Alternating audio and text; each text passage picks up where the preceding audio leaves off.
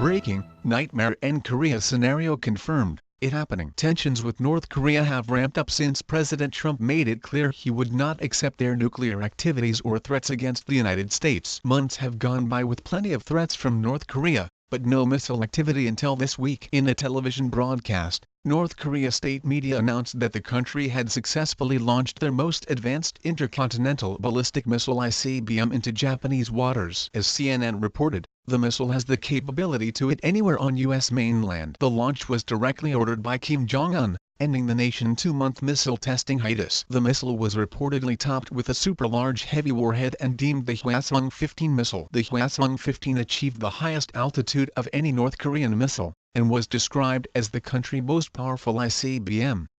The missile achieved a height of 4,000–4,500 kilometers and traveled a distance of 950 kilometers. It spent 53 minutes in the air before landing 210 kilometers west of Aomori Prefecture in Japan Exclusive Economic Zone. It was followed by a threat to the United States. Before we can engage in diplomacy with the Trump administration, we want to send a clear message that the DPRK has a reliable defensive and offensive capability to counter any aggression from the United States, the North Korean official said. President Trump told reporters at the White House, "We will take care of it." Defense Secretary James Mattis spoke from the Roosevelt Room in the White House, where he said the missile traveled higher, frankly, than any previous shot they have taken and displays North Korea's capability to strike everywhere in the world basically.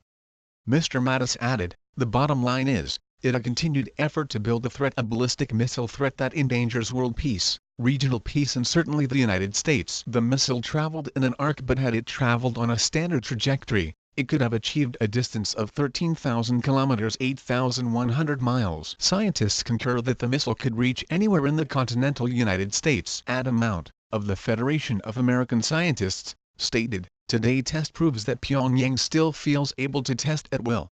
He added that U.S. actions have not deterred North Korean missile tests, and warned that the Trump administration has to get serious about deterring an atmospheric nuclear test. An official White House press release this morning noted that President Trump made a call to Chinese President Xi Jinping regarding North Korea missile launch. The statement read, "President Trump underscored the determination of the United States to defend ourselves and our allies from the growing threat posed by the North Korean regime." President Trump emphasized the need for China to use all available levers to convince North Korea to end its provocations and return to the path of denuclearization.